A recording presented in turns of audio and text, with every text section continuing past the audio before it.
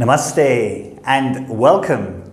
It's Rishi here from meditatewithrishi.com, and today, after exploring Gyan Yoga in yesterday's video, I had promised you to do a few more videos explaining the underlying philosophy, which is Vedanta, because it is really important to understand.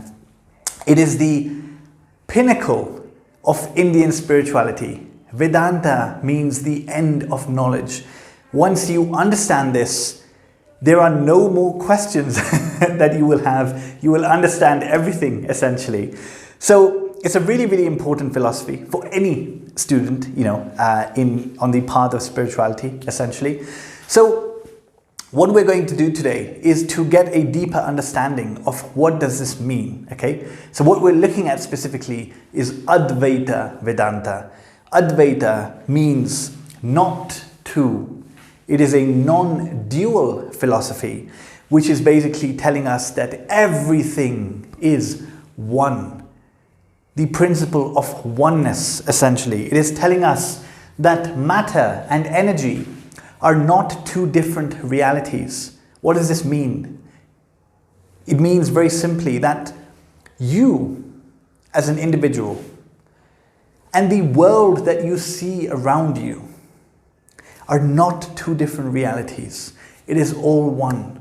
So when we say you, we are talking about the I that you refer to, the witness inside, and the physical world of name and form that you see, everything you see around you, are not two different realities.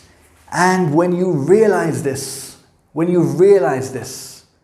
it's one thing to know it, but when you realize this, all your suffering will come to an end. That is what enlightenment is, essentially. You will be able to act in the world, knowing that all of this is just an appearance. It's not to be taken too seriously. Let me focus on realization, essentially, okay? So let's get into it. Now, the way that we will explain this is using a very simple analogy that is traditionally used in the teaching of this philosophy. And it is the analogy of a pot of clay, okay? So we are comparing the world that you see to a pot of clay. And what we are going to come to the conclusion. It is a statement in Vedanta which says, Brahma Satyam Jagat Mithya. Brahma Satyam Jagat Mithya, which means that Brahman alone is real. The world is an appearance. Brahman is referring to the ultimate reality, the pure consciousness, and the world that we see, the world of name and form, is simply an appearance, okay? So don't get scared, okay? If this is something that sounds complicated, but as we dive into it, you will see that it is actually very logical and easy to understand, okay? So let's get into it. Now, I mentioned to you that it is a pot of clay is used as an analogy. Now, I don't have a pot of clay, but I do have something made from clay, which is a candle stand in the form of somebody meditating. Quite cool. It was given to me as a gift. So this is made from clay. So we're going to be using this as the example today, okay? So there's 3 steps. The first step is that you are told that you are given a pot of clay. You are given this candle stand, okay? Step number 2 is that you are told this is made out of clay, okay? So you're told that this candle stand is made out of clay, essentially. And you were told that this clay, essentially, that it's made out of, was actually there before the candle stand was made, right? So initially there was clay. It's from which this candle stand was made. Even when the candle stand is made, there is clay, right? It's all clay, essentially. And if this was to break and, turn into pieces, still, it would be nothing but clay. So, essentially, this is through and through, all pervading. It is just clay, okay? So now you take this candle stand in your hand and you begin to analyze it. You look top, bottom, you feel it, maybe you tear some pieces off, and you just investigate everywhere. And you see that it is all clay. It is all clay, okay? So technically you can say that there is no actual candle stand here. It is just clay. What I mean is that there is no separate entity called a candle stand apart from the clay, right? Yes, right now we're seeing a form. The clay has taken a form of, a candle stand, right? But without the clay, there is no candle stand. It is all clay, okay? So this is pretty simple. I'm sure that you understand this, okay? All right, now we apply the same analogy to the world, okay? So you are told that there is a world. Think of the world around you, everything that you see, right? The laptop or phone that you're watching this on, your bed or chair, tables in your room, right? Everything. You are told that there is a world. And what you are told is that just like this is made out of clay, you are told that the world is made from consciousness. Now, first of all, this doesn't make sense to you because, what is this? What do you mean the world is made of consciousness, right? I can see things made of different materials. There's people who have skin and bones and flesh. There's tables that are made of wood. My bed sheets are made of cotton. What do you mean the world is made of consciousness? That doesn't make sense, right? So you are now told to basically investigate, okay? And when you investigate the world around you, right, we play the game that we played in yesterday's video, the game of Seer and Scene. So in case you haven't watched that video, I'm going to play that game with you again right now, okay? So we take any object. So just like yesterday, let's take this marker, okay? And we're playing the game of Seer and Scene to come to the conclusion that there is only one reality, okay? So the game of Seer and Scene. So when I'm looking at this marker, who is the seer and who is the seen? Very simply, the marker is the seen, right? So seen is the marker. And who is seeing the marker? I'm seeing the marker, but technically, what is seeing the marker? The most obvious thing is my eyes. My eyes are seeing the marker, right? Okay, so the eyes are the seer and the marker is the seen. Very simple, okay? Now let's take this a level behind. The eyes, which were initially the seer, who is seeing the eyes? And you might say, what do you mean who is seeing the eyes? The eyes are seeing. And that's not true, because even a blind man has eyes, but he cannot see. So it's not really the eyes that are doing the seeing. The eyes are just an instrument, right? Behind the eyes, there is something that is facilitating the seeing, and that is the mind. So the mind is aware of the eyes, right? Just like through the eyes you're aware of the marker, there is something aware of the eyes, and that is the mind, essentially. So now the eyes become the seen, and the mind becomes the seer.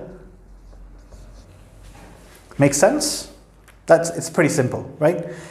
And this is where, right, as human beings, this is where our limited understanding stops, because we think that we are the mind and body. That's how we operate. That is how we live in this world, right? But this is also not true, because if we continue this game of seer and seen, first the marker was a seen, the eyes were the seer. Then the eyes become the seen, and the mind becomes a seer. Now, what if I told you that the mind actually, that there is somebody looking at the mind as well? Think about it, right? And you say, no, what do you mean? Like, it's the mind is ultimately the last one that can be the seer, right? Because I see the world essentially through my mind. I live in my mind, and that's how I know everything. But actually, that's not true, because you can be aware of your mind. Just like you can be aware of this pen, you can be aware of your mind. This is why you say that I am aware of my thoughts. Yesterday I thought about this. Hey, this is what I'm thinking. Let me share my thought with you, right? You are aware of the thought, and the thought is in the mind. So if you can be aware of the thought, that means that it is just an object. The mind is an object just like this pen. So who is then seeing? Who is seeing the mind? Now you're saying, come on, Rishi, there's nothing behind the mind. Right? But you are aware of your thoughts. You still say that I'm aware of my thoughts. So there is an I. This I, there is some I, right, behind the mind. So the mind becomes the seen, essentially.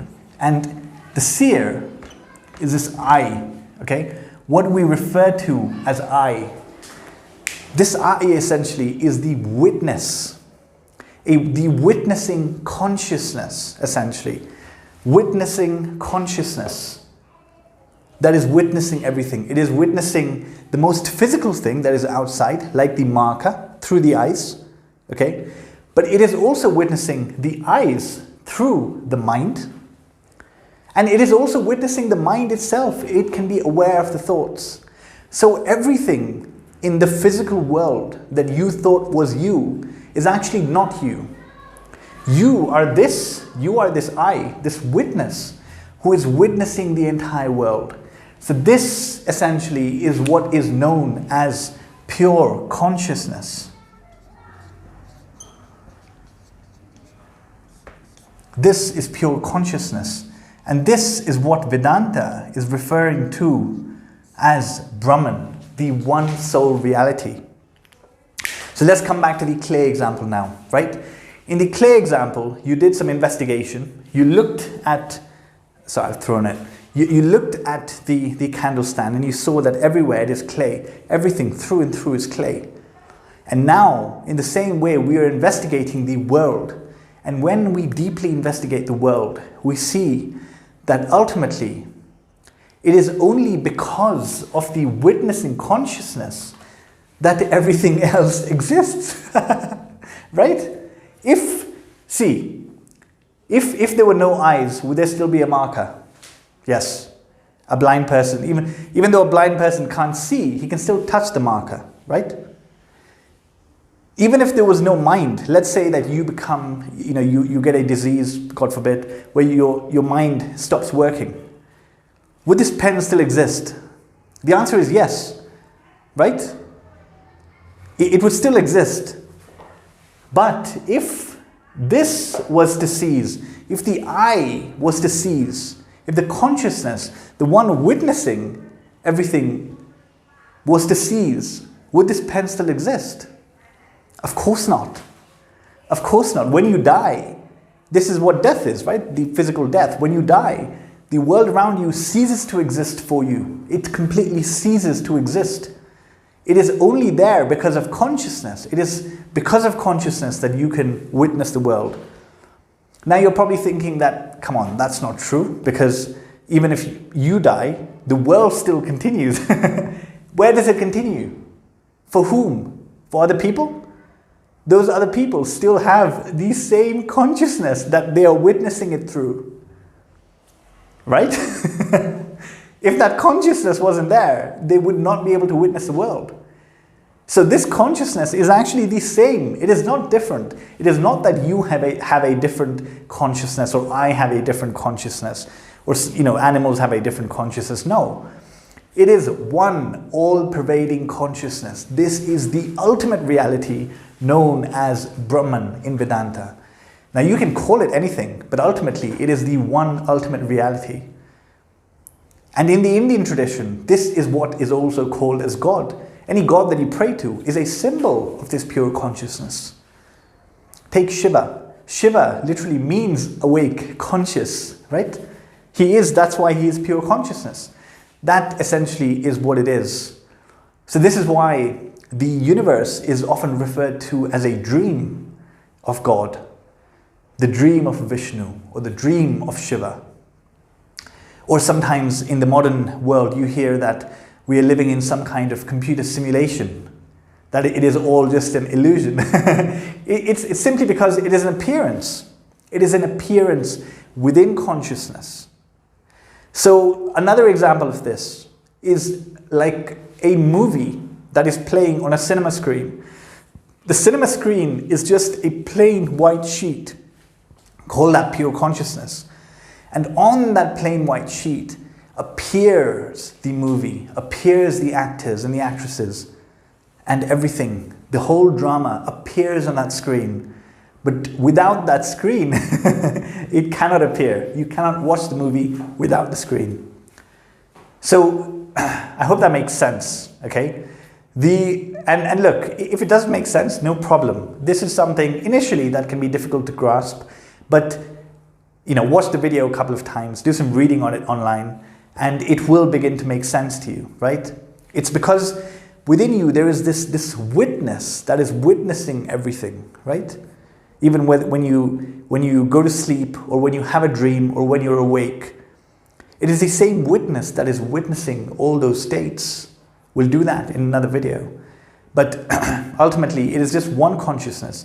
And this consciousness that is within me is the same consciousness that is experiencing the world through you, the same consciousness that is experiencing the world through any other name and form that you like, human or animal that you like, essentially. This is why we are all one.